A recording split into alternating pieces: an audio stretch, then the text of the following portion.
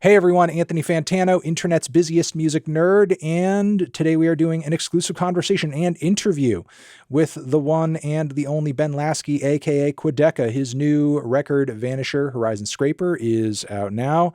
I'm loving it. A lot of you are loving it. Link to the review and everything down below on YouTube. We are going to talk about the album and anything else that comes up in the conversation. Ben, thank you for taking the time and coming on. Thank you for having me. It's always a pleasure. I feel, I felt a little bit intimidated by all of your YouTube plaques when we hopped on this Zoom call. Mm. I got, I'm trying to go like a plaque for plaque with you. Yeah, I try. put Yeah, my little 100K and I put this very, well, up front in the frame because I wanted to have a little bit of like a YouTuber solidarity moment. actually for the people watching, the gold one is not in frame. You need to pull up the gold Oh, one. Just flex oh, the they can't gold one even a see. little bit. That's like the Yeah, most just important. just flex it a little bit. Just Is get it up that here is a that little bit. No, visible? in closer, Uh, in closer. You can even just bring it up. See, there you go. That's beautiful. Yeah, there you go. and Let there's my people screen. bring it closer to you. Bring it closer to you. Yeah, there you go. Let people really see that big beautiful Quadeca boy. Awesome. Hell yeah. Yes, no, we are going band for band with plaque for plaque. Yeah. Um, I appreciate you pulling out the plaques. But hey, even more impressive, you have this new album out now. It's been in the making for a while. Let's try to go toward the beginning here a little bit with your process and maybe take off from Scrapyard, which obviously is a project I enjoyed very much.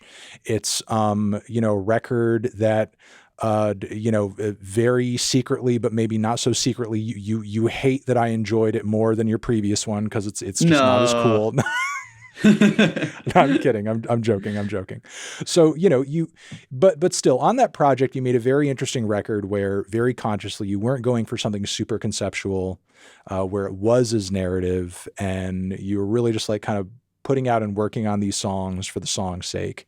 And, at what point did you kind of decide like, okay, I need to sort of like, do something with a greater overarching theme? What exactly sort of started driving you back in that direction creatively after you were kind of done with that album? Yeah. Well, I feel like making I didn't mean to haunt you is such a fulfilling process that Mm, I knew after I did it, I wanted to do it like a follow-up concept album. And mm, so my process was more I finished Haunt You and then I started playing with all these different palettes and I had a few different concept ideas that I was inspired by, like of where I could go metaphorically. Like I had an idea to do this cult album where I mm, wanted to like I had this whole idea of doing an album that was about a cult and every song is a different like doctrine or a different leader of the cult. Like, I had all these weird things, but I was like, that's kind of fucking too much. And then I feel like I was making a lot of music that felt a lot like a journey, felt a lot like a voyage. The first track that I made for the album was the intro track, No mm, Questions Asked, which I mm, felt like really kind of went on this worldly adventure where it starts off real sunny and optimistic and it gets dark and kind of scary and treacherous and then it ends all beautiful and otherworldly and I don't know I liked that idea and then I started thinking about the sea and I think it's a really beautiful and interesting thing. It's like one of the most powerful and mysterious and beautiful earthly things we have is the sea. It's like very rhythmic. The push and pull of the waves. It's like if you're a vessel on the ocean, you're subject to the universe around you, and you kind of have a level of control over where you go, but ultimately you're just this little speck, you know, going somewhere, but ultimately, you're uh you're just basically floating through this mysterious abyss. And it's I don't know, I wanted to kind of like explore that. And then I don't know, like a lot of music that has always kind of taken me to an oceanic place I'm very inspired by. Like whenever I listen to old like bossa nova music and certain like other like world music. I just think about like the beach and I think about waves and all this kind of shit. And so the palette and the concept kind of coincided, and then it was inspiring to the process. So I started making that like a long time ago. Like no questions asked, I probably made a few months after I finished Haunt You. And then the idea of going from intense concept to intense concept just created this anxiety and a bit of a procrastination for me, because it was like, damn, ultimately art is about expressing yourself. And I was going through personal things, like, oh, relationship things and other shit. And it's like, I'm not trying to talk about the sea right now. I'm trying to talk about like my heart that just got broke, you know what I mean? Or like whatever, like all this shit. And so, it became more of an immediate thing to do these loose songs that you find on Scrapyard, which I never intended them to be on a mixtape, but I just intended them to be songs. And I do think that that's equally as valid as a process than, focusing on a concept and really immersing yourself in this character or whatever, and only working on it when you're feeling, and like, I was like, okay, like today's definitely I'm in Vanisher mode, but yeah, I think that the way that Scrapyard was created was kind of a break between the concepts that allowed me to tap into some other stuff and experiment with certain palettes that then, I learned how to do them, and then I applied them to Vanisher, like a song like Even If I Tried, which I think is like one of my favorites on Scrapyard, and definitely my favorite to perform. That there, like I would have never approached a song like that if I was just, in theory, starting with Vanisher shit. But I was just like, I want to make something explosive and weird. And then that taught me, there are a lot of layers and intricacies, and that's no less artistically valid to do a experimental banger than to do, like a 5-minute folk song. Like I don't really believe in it makes complete sense to me that you fucked with Scrapyard more than the other one. Like I really don't have a personal. Oh, I was busting your balls on that. No, I know, but it's still it. interesting because a lot of the fans are like, "How the fuck? That's the mixtape. How does he think that that's a 9? Right, And right, right. this concept with the movie is this?" Like it makes complete sense because they're completely different processes, and I think that when I listen to Scrapyard, it feels a lot more like slices of life that when you listen to it, you really feel like you're getting all these pictures and all these clips. I don't know. It's more almost like a series of shorts, Yeah. And then the Vanisher and the Haunt You are more like these long growing things. Like I feel like them as a full experience, they do more for me once I finish it. I feel like, wow, I really like went on a journey, and I feel a little more like I do when I walk out of a movie theater or something where it's like, oh, I gotta kind of shake it off. No, that's a good But point. And I yeah, feel like I do want to dig more into Vanisher, but I feel like this is an interesting conversation that I would, maybe like a more sort of in-depth thought from you on. yeah, I want to know from you, like, do you feel like the album even matters anymore at this point? Because obviously you are somebody who cares a lot about albums, but even though you obviously do as a musician, like, ultimately what dictates that is like what the audience wants. The audience is ultimately like the decider of what is relevant in the end and what isn't. And, you certainly do see artists kind of like subverting that format, either just by merely being like, the type of figure that just does single output for the most part, and the album kind of falls to the wayside in terms of focus and quality. Or you even have yeah, people recently like Haley Williams, who's just kind of like, I'm just going to put out 16 random songs yeah, and just yeah, like put them on my streaming. And I mean, those could have easily been packed into an album of some sort, either just as the full 16 or, a shorter amount and the deluxe. But nowadays it just kind of seems like the album, while, there's obviously people like yourself who are still putting out good work that is, definitely like operating within the album format, it doesn't seem like a must in the way that it used to be. It seems like as long as you're doing something or staying engaged on some level, it's enough to keep people interested in you as an artist. So if you don't want to do an album, I guess you don't have to. Yeah, I don't think anyone should do anything that they feel forced to do.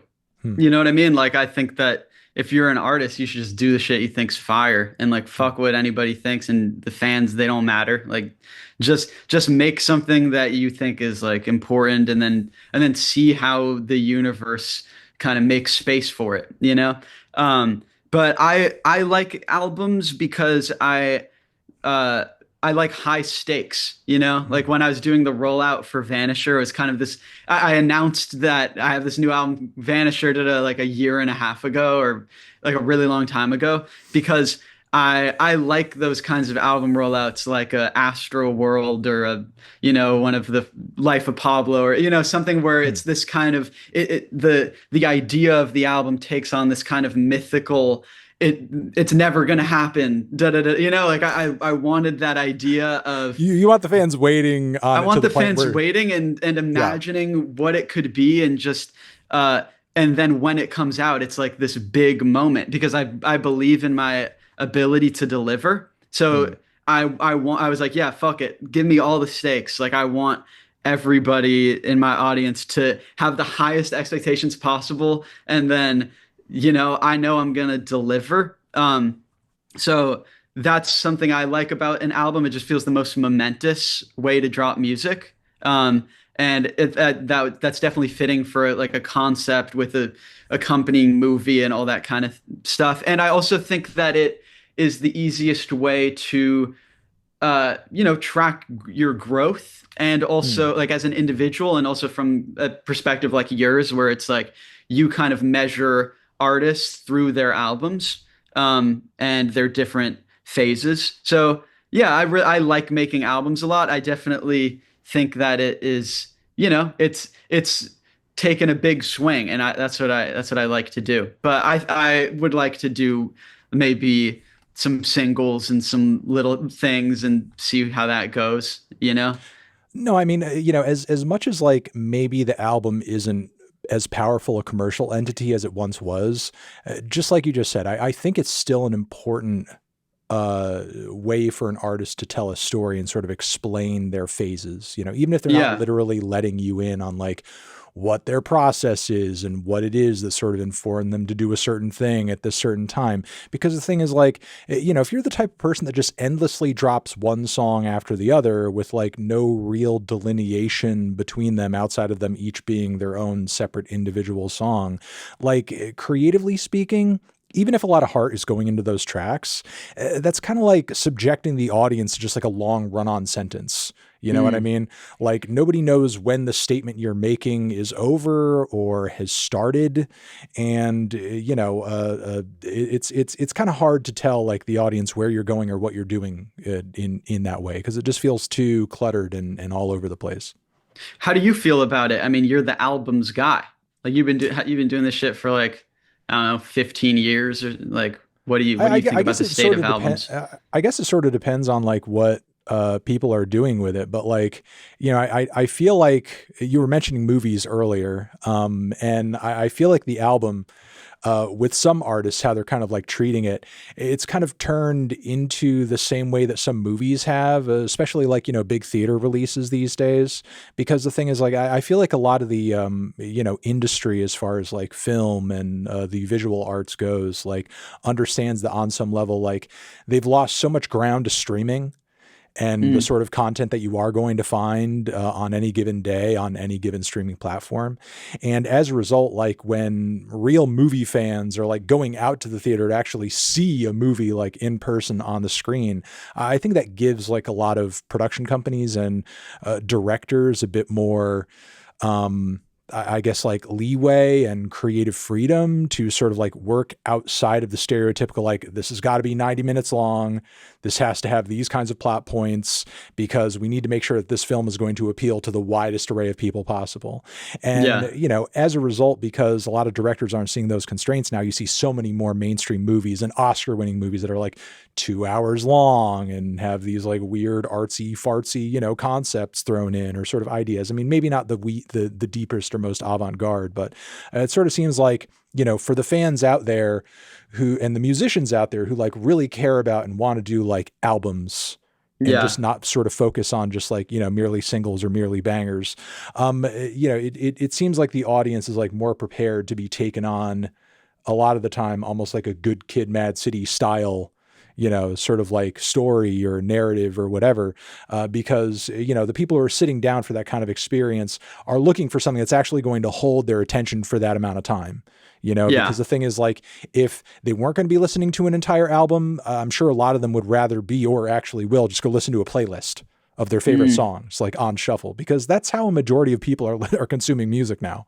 You know, yeah. like most people aren't just sitting down for an entire album when they go to listen to some songs that they like. They're going to something they've curated themselves, or something somebody else has curated very carefully, of a bunch of other songs that are going to hit immediately and give them that endorphin rush really quickly. When you listen to music for enjoyment, Hmm. do you probably listen to songs, right? Or do you run back albums? I don't, like do you distinguish because your job is to listen to I will albums? say most of the time I'm kind of running back albums, even if I don't listen Running to the back entire albums. thing. Yeah, because Okay. usually, like, with certain albums I enjoy, I'm kind of going into it thinking like, I'm kind of in this mood right now and I want to hear a bunch of songs that are in that mood, you Yeah. know? That makes Um, sense. so to me, the album already like kind of feels like a bit of a playlist in and of itself. Like if I'm sitting down and listening to some music, even if I don't, and when I say I listen to an album, it's not always sort of like finish it from front to end, completely, and sort of like hear every single track. Maybe I skip a song or two, or maybe I go immediately to another track off the album that I really enjoy. But if I'm looking for a certain, vibe or energy, I'm thinking of like, what album speaks to that? Let me go listen to that. Yeah, the playlist. Some people could drop an album and even call it a playlist, Some such as your people friend Drizzy, who did that. some people have, some people can, and even you Yeah. can. Yeah, I might do it. Kind of going back, and we're really kind of rewinding here. Yeah. But to sort of make this clear, like you said, it seems like a lot of the themes and the storytelling and the aesthetics and, like, the references that you're making, with the imagery, again, that was like sort of born out of you kind of experimenting with some compositions and instrumental palettes, and you were just like, kind of, as you went further into it, you're like, this kind of sounds like a journey, this kind of sounds like the ocean, this kind of sounds like Hmm. this certain setting, in your mind. I mean, was there anything about those sounds that to you, I don't know, through either just the origin of them, like maybe places you've heard them elsewhere, or just through your own personal experience, that made you make that connection? Had you heard similar music somewhere else that was kind of in reference to those things? Or maybe in your personal life, are you a bit of a beach bum? I don't know. I don't know. I don't know if I am a beach bum, but uh yeah, I think just the feeling of the way that I was producing stuff, it just felt like looking at it at a horizon. I don't know. I just think that Mm. that's like a powerful kind of, it's such like an obvious and kind of widely applicable metaphor, that you're chasing after something that you can never get to. And um yeah, I think that's just kind of how my first experiments of like different ideas, that's how it sounded to me. That's the image that when I was making it popped up in my mind. And then once I thought about that, then it just kind of exploded and gave me so many different ideas. And then I was thinking about, oh, could I make a song where I'm talking about the stars and the constellations, and I'm talking about this a mythical sea dragon, and I'm talking about the life on the boat, or I'm talking about what the sail represents, like, you know what I mean, like all kinds of shit that just kind of I then basically wrote out a summary of a plot, just like a first draft of a summary of a plot, and then I continued to make songs, and then I would try to make them. I never tried to force a song except for the Bakunawa one. I did kind of force that one because I just thought that that would be so fun to just approach from like a full-on direct whimsical way. And maybe the outro when I made Casper, I knew that I wanted this big, long kind of ending like spoken word thing that I had written, and I knew that I wanted the album to end in the way that it did, where it was the sounding like this huge like I don't know, like banging on the walls of life, like being swallowed up by the ocean and Right, right, right. and then back onto the wall. I Right, knew right, that right. that would be so cool to do. So I had Well, all these beats that let's I wanted to hit. talk about those features specifically, starting with that Yeah. one. Like, obviously, so much of that song musically, um, leans into Maruja and, their band and their writing and everything. Like, what was the process of, kind of getting them in on the record, but then also like having them contribute super directly to the narrative of the album that you like already had conceived, like in such a big way. Like, it seems like, Yeah. you guys are very much in lockstep creatively in terms of like what that song says, how it contributes to the greater narrative of the album and everything like that. Like, tell me what that collaboration process was like, because for not just a rapper, but any kind of artist, it's such like an unlikely type of collaboration. Yeah, yeah. It's interesting the way I've seen people talk about that song. There's always like a bit of Yeah, my your ego English that accent my switch. English accent is really, I've been practicing for a long, long time. Yeah, the way it But comes through there is beautiful. yeah, thank you. But yeah, I basically had made the whole song. It was actually I had went to see Swans live.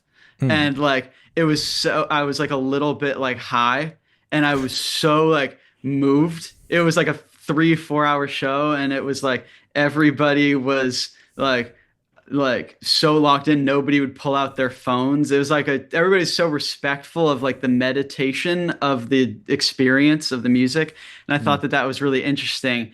And um I was just thinking about less so the palette but more the structures of the songs. Hmm. And I kind of was like, ooh, there's just some I like a song that kind of like is a slow burn that kind of seeps you into this feeling. Hmm. And I basically I just started making the instrumental and using more like Latin American drum sounds and like those shakers and those frantic things and combining them with like electric guitar and my weird reverby flangery kind of vocals. And I just Which, I mean, really that's like a reprise back to the first track too. Yes, yes, exactly. And so it was just I started making it and then it quickly took on its own. I was like, okay, this song is like its own thing that I need to really lock in on. And then I built it all out. I was like, oh shit, I could put that vocal from the intro track here and Hmm. it's this perfect like the only lyric in the end of the intro track is I'll be there when no one is. Hmm. And I thought this album, it's kind of about like an apocalypse, and this guy who's like, he feels like he's the final witness to the end of the world. And I thought it kind of has such a good little double meaning of he's there when no one is in the end of Hmm. the album. Like it's him and this dragon, and it's the end of the world. And I was like, oh, that's such a cool little connection. And instead of the vocal in the beginning sounding kind of optimistic, and I think it kind of sounds almost a little childlike and a little like, we're gonna go out, we're gonna have a good time. Then when you hear it against that dark, like frantic background, it's like fuck. It's like you're thinking about your past memories and you're thinking about that optimism you once had, and it's now in the face of something so treacherous and so final. And I just thought, like, wow, like that's really moving. And then I had written the spoken word kind of in a similar vein as the way that I did the outro for Haunt You. Hmm. And I just couldn't it wasn't working for me, man. Like I was like, this needs a fucking British guy to say this shit. And I was listening to Marusha, and I thought it was great. And I was like, I Hmm. wonder if I sent this, like, would they like get what I was doing? I feel like they would kind of get it. And When you I originally had all that stuff written out and you envisioned it, did you imagine sort of like saying it and performing it at the pace that Harry does? Because obviously he has a very distinct delivery, that usually has like a certain tempo to it and intensity. Yeah, no, he fucking snapped. Like I had just written it out and I was like, here's this idea. I was wondering if you could read this and to do your own take on it. And then that's the first verse on the song is the one that I wrote. And then the second one, he was like, hey, I just wanted to try writing something because I told him the whole story of the album and he got Mm. really like into it. He's like, the captain, he jumps into the ocean and the da da da da, and he's like it's like I felt like his So he really wrote voice. off your writing. Yeah, yeah. He kind of like he saw what I wrote in the first verse and then did it from kind of what he felt on Got it. that second half of the instrumental, and I thought that was so awesome. And it makes sense because to me that those lyrics never really felt like they could be from the perspective of me. It felt like Right. it had to be from this kind of like just was describing it as like the omniscient narrator. Hmm. And yeah, and then he did that, and when I sent them the long message about it, we like hopped on the phone and we talked about it, and then he got, the rest of the band to play over the stuff that I had done, and the drummer absolutely snapped. Like the Yeah, way yeah. that the end of that song feels when it's like the dun dun dun dun dun, like he snapped on those drums, and the saxophone has kind of matched that, like the things that I was doing. I don't know. They like did a perfect job, and it was really really cool, and it was so fun to mix it.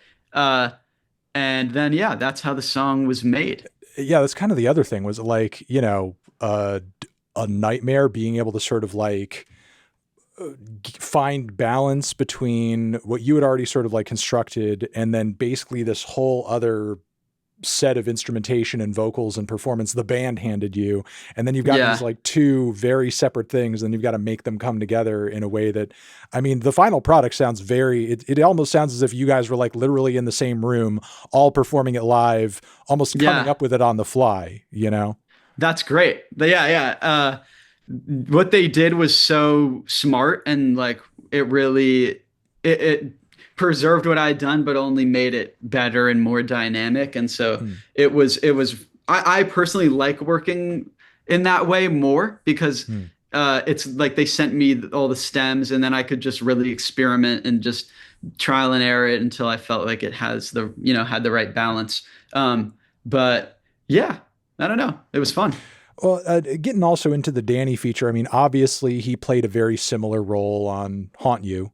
Yeah, yeah. Um, I mean, is this going to be like a, go to from here on into the future? Like every Quadeca album is going to have sort of like that, that character that, I don't know, that baddie that pops up at one point and Danny The Brown is baddie. voicing them. And Yeah, yeah, that's so true. I think it's so funny. Like I knew when I had the idea to do the dragon song, I was like, oh, that would be funny to put him on there, and it's like he's playing another character, like how an actor right. would be I mean, in it's a multiple cool things. callback. Yeah, it's a cool callback. We'll see. I don't want it to be. I'd only do it if it will serve the song, and Right. I knew that it would serve It the feels song in this natural. If it case. feels natural.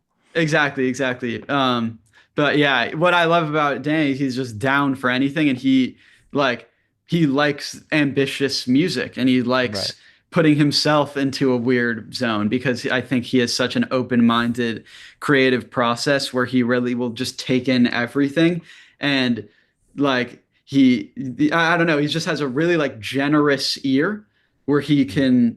he can find the like the beauty and shit that's like completely all over the place, And I'm sure you've observed that through his many like albums and production choices. And the next album that he's gonna do is gonna be it's gonna be a whole other one, and you're gonna be like, what the fuck? Like, that's what this is gonna be, and it's like awesome. Not to like, I'm not gonna say any info, but Okay. it's Okay. just sick and it's new and it's cool, and he's always like, you know, putting himself into new circumstances and uh yeah, it's sick.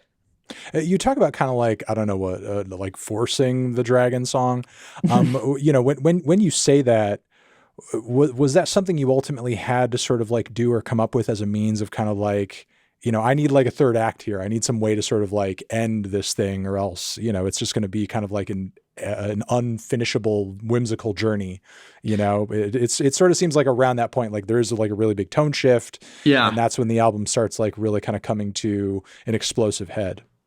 Yeah, well, I knew that the album was going to go in that direction, Mm, and I knew that I was going to have this song about this myth because I just love the myth so much. mm. I've said it on a few other interviews, so I always get a little, annoyed when or not annoyed, but like I don't want to make people listen to the same lore over and over again. But the Yeah. short story is it's a moon-eating dragon that was going to like eat the moon and end the world. It's like the old Filipino myth for their origin of why eclipses happen. Hmm. And the dragon was going to eat the moon, and then the Filipinos were like, "Damn, we got to figure out what to do." And then there's two versions of the story. One of them is that they scared the monster away Hmm. with loud drumming, and then the other version is that they lulled the monster to sleep with like beautiful music. And I loved this myth because I felt that it really, it applied to my own life and like the way that I view music and I view expression. And my solo voyages is kind of like the way to, I don't know, quiet my eclipse monster and my, what I mean? And Yeah. I thought it was cool. And I knew I wanted to go in this kind of apocalyptic, a little bit, you know, is this really happening? It's a little fantasy direction. And so I knew that's the song that I wanted to make. And then I just did a lot of trial and error. And then I made that instrumental, and I thought that was like, this is the perfect instrumental. And then it came together pretty quickly. Uh, but yeah, I don't know. I mean, clearly through that track and many other songs on the album, and people can hear this, it pretty easily in your writing throughout the record. One thing I enjoy and appreciate about the album is like, while there is like a lot of metaphor and symbolism and mysticism throughout the record, like what exactly you're referencing and talking about, and the various reference points are very easy to sort of understand and pick up. It does in the most complimentary way that I can say. It feels like I'm picking up and reading a children's fantasy novel, in a way. Yeah. But like, digging beneath that, like what do you feel like at the time was going on in your own personal life as far as like events or revelations that sort of like made you want to sort of like tell this kind of story in this way? Obviously, the record would, I don't know. I mean, I'm sure the production would still be killer, but comparatively, maybe it would be a lot more boring if you just kind of came out with this record and were just like, yeah, so, a lot of stuff's just going on in my life right now. And here's like, this laundry list of things happening to me. Yeah. But like, what actually was happening to you that made you sort of feel like maybe something similar was going on? Like, I'm going through a lot of changes, or, I'm coming to these realizations, or I'm even aging in such a way to where I'm like reflecting more on my mind and my body and my past and my progression and so on and so forth. Yeah, that's a great question. I think that I was thinking about, yeah, I was thinking about like growing and getting older and this idea of, finding this like freedom, uh, like as a person and creatively. And I was also, uh, like finding love and going through all of those things uh, kind of recontextualizing how I was thinking of being like what being alone meant to me, and the idea of like doing like a solo voyage. And I think I view a lot of my life like it's very dedicated to making music, and I'm always going and working by myself, and it's ultimately kind of this selfish task at the end of the day. It's like I'm doing something to express myself, and it doesn't really matter. And is that journey like worthwhile? Kind of like going out on the fucking ocean that's not going to help anybody. It's like this kind of futile, self-indulgent, but like search for meaning and purpose. And I kind of related to that idea a little bit. And then I think I just feel like there is a bit of like an apocalyptic energy in the air. Like even when it's only getting more kind of severe. But even when I was beginning the record, just through the ways in which the world is moving, like with AI and I don't know, people are kind of losing, like they're like a lot of the magic of the world is, I feel like, kind of being threatened in a lot of ways. Like those little things that bring people peace and freedom and connection with that greater whatever that shit is, whatever the greater thing is. I think is kind of being like commodified. And I don't know, it's a little bit like I wanted to I wanted to make something that felt kind of magical and felt fantastical and represented that desire for uh reaching for something more in like a time where it feels like you have to like, it's kind of hard to like find that freedom from all of those things that are bombarding us all the time. Like it's a current day narrative to me, you know? I don't know. There's probably a million other things that I'm not thinking of right now, but that's just what I'm thinking about. Um, Talk to me a little bit if you can, because I do think this is an interesting thing to dive into. Even if, like you say earlier, when you are creating and you're making what you make, you're not necessarily per se like obsessed with what your audience is going to think or what people are going to think of it, but I Hmm. still think it's, vital to kind of like think about or maybe just get a check in on what do you feel like right now? Because you are very active and very connected with the people who follow what you do and care about what you do. Like, what do you feel Yeah. like your relationship is with your audience at this point? Because, I remember like the last time that we talked, um, while a lot of people were like loving your last project, I feel like you were still at a point where creatively, a lot of people were still like reckoning with the fact that like, oh, this guy's like just a YouTube rapper, but now he's like making super cool artsy music. And, there are a lot of Hmm. people who are enjoying what you do, but simultaneously still trying to like make sense of you as an artist and like where you're going and what this all kind of means. And nowadays it seems like, I don't know, at least from my own perspective, like more or less established. Like it seems like your past two major projects were not only just like kind of well received upon the time that they dropped, but it seems like for a lot of people, they've really, it seems like a lot of fans have had time for them to like really grow on them. It Yeah. seems like they're albums that a lot of people are just like going back to repeatedly. And it feels like with each passing year, Haunt You, for example, I hear more and more people just like talking almost psychotically about that record. It seems like it's something that you're also even aware of on some level. I remember, what was it, like on Instagram or something? Like you said something about like, oh, my audience is capable of being very normal about your scores. I'm Yeah. Yeah. just letting you know. Like it seems like you've gone from this place. And again, I guess this is what I would like your comment on, where you had a lot of people who were kind of skeptical of these moves you were making and these very Hmm. rapid changes that you were going through. And nowadays, it sort of seems like, you have almost the opposite effect on people. There are people out there who are like riding for you like crazy and are like, this guy is like my goat, Yeah. as far as whatever lane you're operating in currently. Yeah, I think it's interesting because when I'm releasing things, then I'll tap in with, the world again.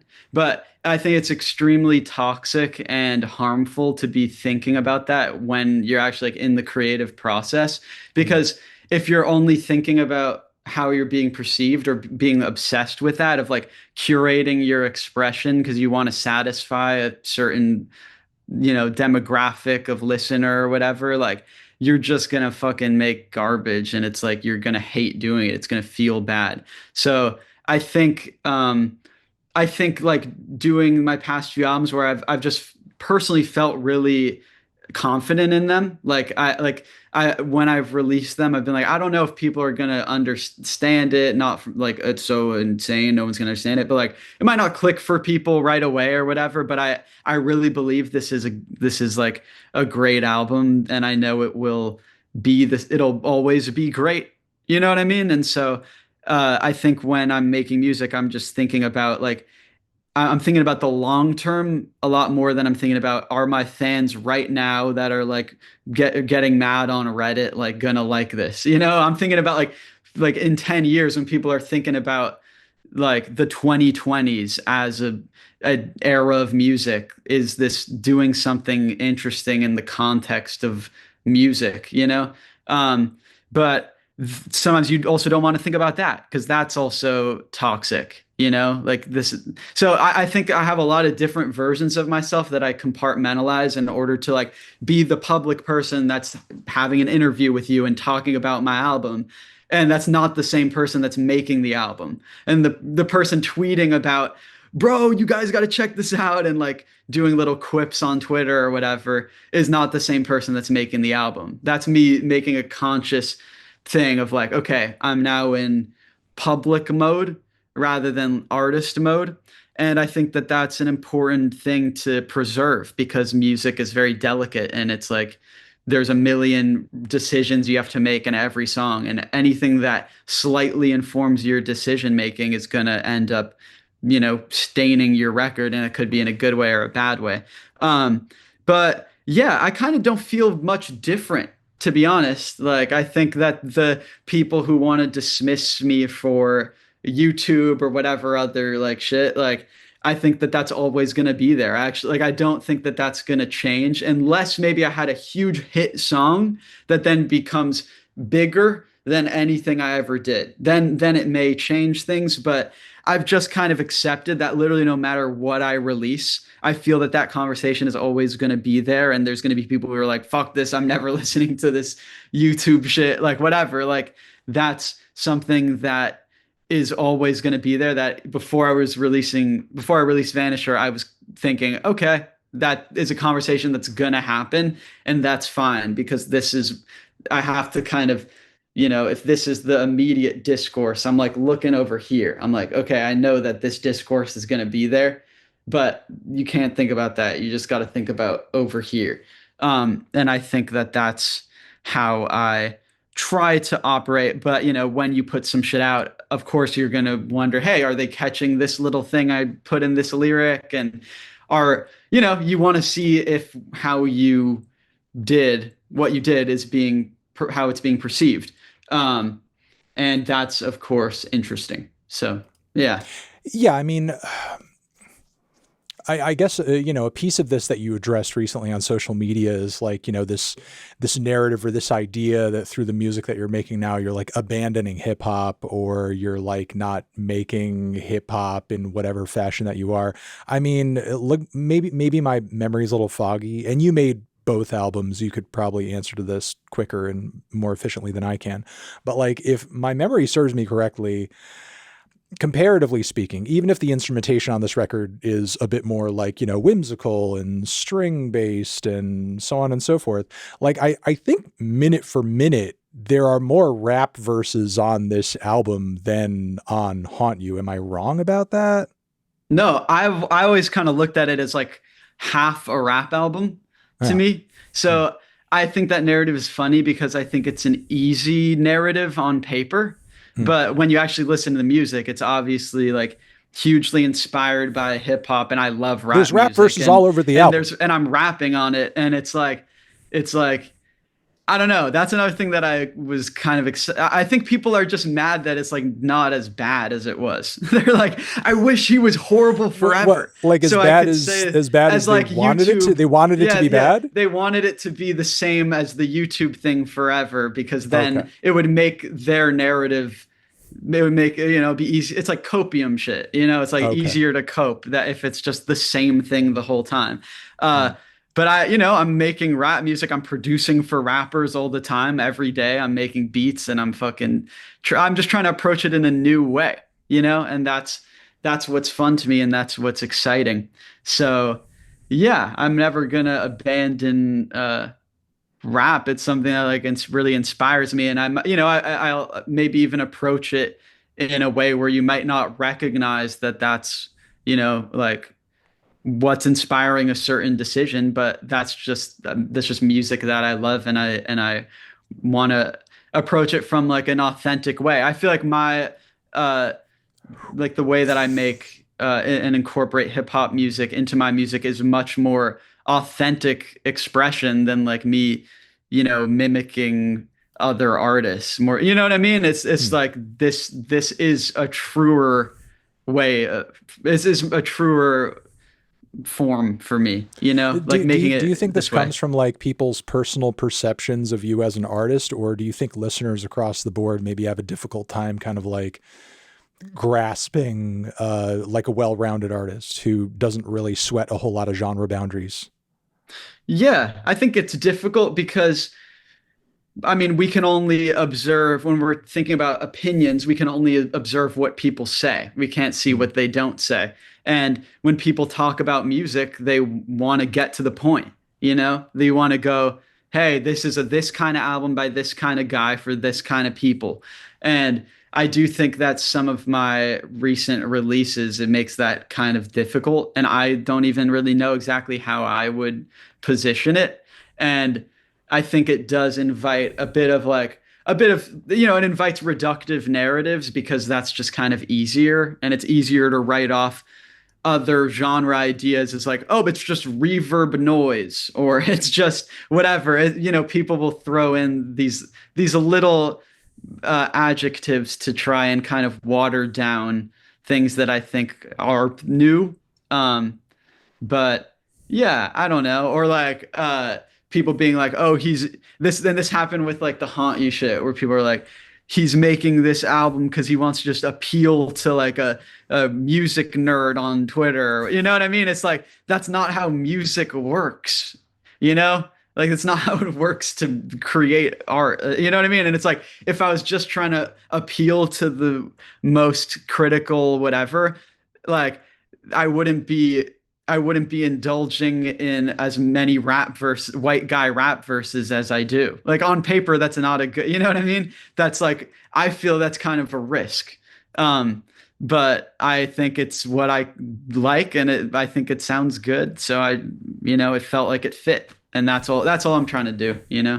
That was a Yeah, bit more of it's a rambly answer than I was thinking, but you know, there's a lot. no, it's funny how much some people will sort of like look for some kind of like gotcha around the most innocuous things, like as innocuous as just like I'm an artist and I'm making art that I feel like making. Yeah. Because you know the thing is like the simplest answer is often the easiest, and you know that's obviously that you just have taste that like maps over into different worlds. You know, some of that may overlap with like your average Twitter music nerd, and just because it's not like what the average person is doing, that doesn't necessarily mean it's inauthentic. I think there's a lot of people who strangely like read anything that sort of happens outside of the norm is instantly like, oh, well, the only reason that, you know, you're not 100% lining up with what I expect you to line up with, it must be because you're fake on some Yeah, level. But yeah. like, you know, personally, like, I don't know. I maybe there are people like this. I don't know. Maybe I don't know enough people, but I feel like showing up to a Swan show a little high and then ending up sort of like conceiving of the final moments of your, you know, whimsical storytelling, you know, self journey actualization, singer songwriter rap album. It's kind of like a level of performativity that I feel like nobody's really capable of. Like, you know, and anybody who doesn't actually care is not like putting themselves through that level of effort. You know, there are easier and more efficient ways to fake that if that's actually sort of like the perception that you want to give people. Like going to Yeah. sitting through the 4 hour Swan show high as hell to think of an idea for your album kind of seems like you're going out on a limb there.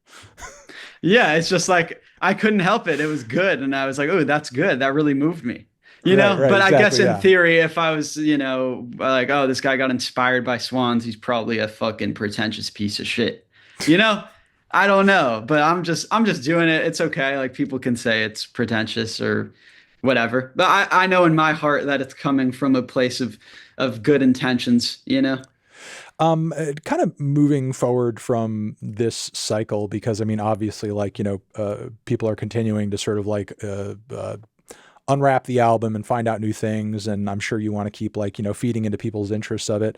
I see that you've like, you know, teased toward kind of some content that might let people sort of like see and observe the sessions behind the album. Like, you know, what's going to be the deal with that? And what do you hope to sort of like, you know, release? I was thinking well, I was going through these sessions and, you know, bouncing some stuff for the live shows. And when I was going through the stems, I was like, damn, there's like a lot of kind of cool little details in here that may be fun to break down. And it lets people, I think that's something that's been very heavily requested Hmm. because people are like, where does that, how do you get that sound here? And my sessions are like kind of insane. It looks like a hoarder making music. Like it's not, it doesn't look good. But I just think it would be interesting for people to see because I've never really let people in on the process Hmm. Are you of like literally going how to I like go produce. over the beats with people Yeah, watching and yeah. sort I'll of like go in the explain it? session and solo certain Oh, wow. stems. And like Hmm. I was thinking that I was finding little details that was forgetting where I was Hmm. like, oh, there's this drum in the middle of Ruin My Life, this kind of like reverse kick where it's like, dum, dum, dum, tch, zoom. And then I like, that is the drum that starts Casper. And forgot that. And I was like, oh, Hmm. I forgot that I like made that and ruined my life. And then I put that here for this reason. And Hmm. uh, I don't know. It's something that's been very like requested, and so I think it would just be a fun piece of content for the my fans who are artists who may want to see the way that I approach producing, and I don't know. We'll see. Okay. And also, from what I understand, like the record's kind of like doing well in the UK at the moment. Is that the case? Like, what's going on with that? Yeah, we got like Billboard charts and whatnot because we sold. This is like the first time I've been like somewhat organized before releasing an album. So we like dropped on You a learn more. You Friday. learn more every time. You You know. learn more. So it's like dropped on a Friday, sold vinyl before 3 months after the album. And so, when you sell physical albums, it shows up on charts. So that's pretty much what happened there. But it's cool. Hmm. And aside from the Chico Bararque sample that you've shouted out on social media, you've also kind of like given that album Perfect 10 and that sort of like Pitchfork crossover that you did recently. Were there any other sort of like crossovers or like samples that you sort of needed clearance for on the album, or was this like all sort of instrumentation for the most part outside of that stuff that you were kind of generating yourself? Yeah, the beginning part of That's Why is also a sample. It's like this guy Alberto Baldan or something. Mm. And that is a sample that we cleared, and that one was really fire.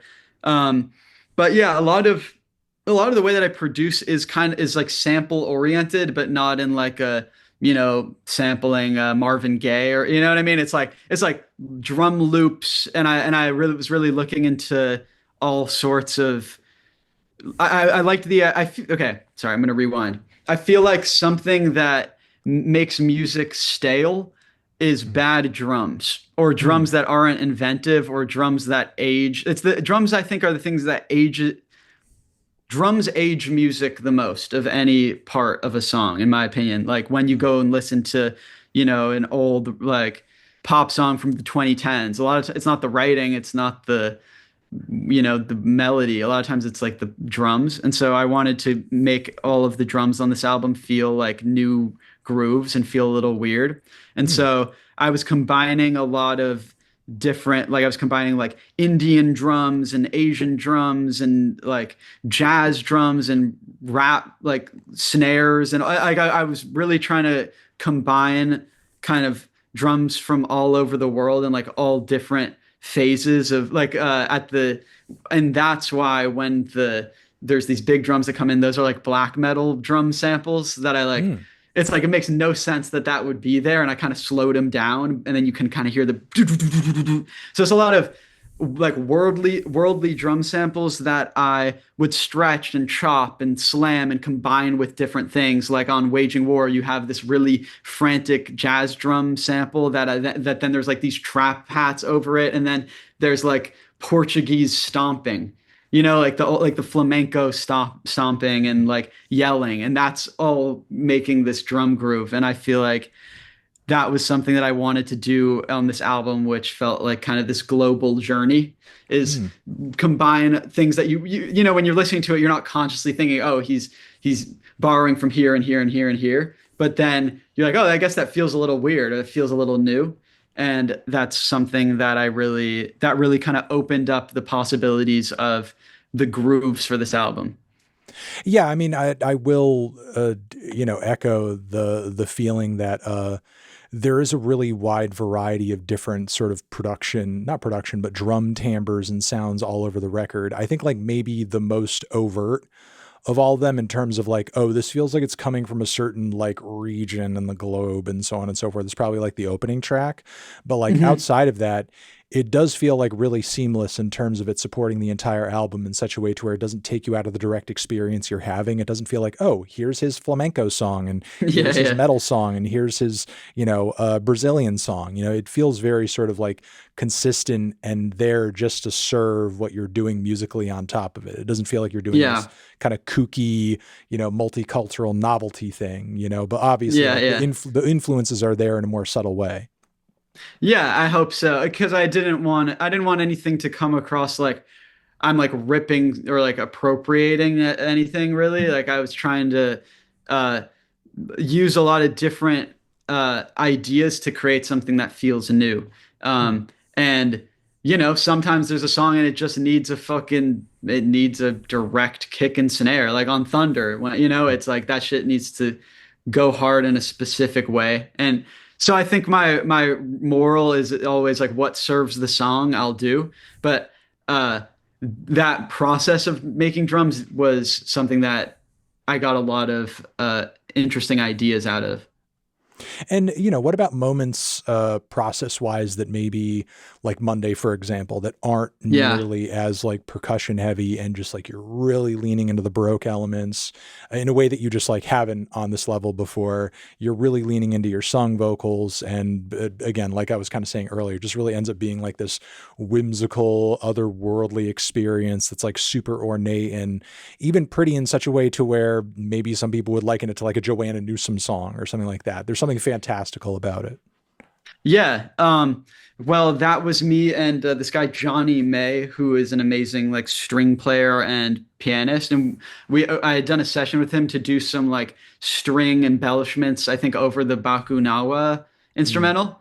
mm. And then the cello was just sitting there, and he like went to the bathroom, and I was like plucking on the cello, and then because it's an impossible instrument to play, but I was just like fucking around, like how like a 3-year-old would if they had a new instrument. I was just like the ding, ding, ding, ding, and I was like, "Ooh, that's cool." And I was like, "Wait, don't leave yet. Can we just record this?"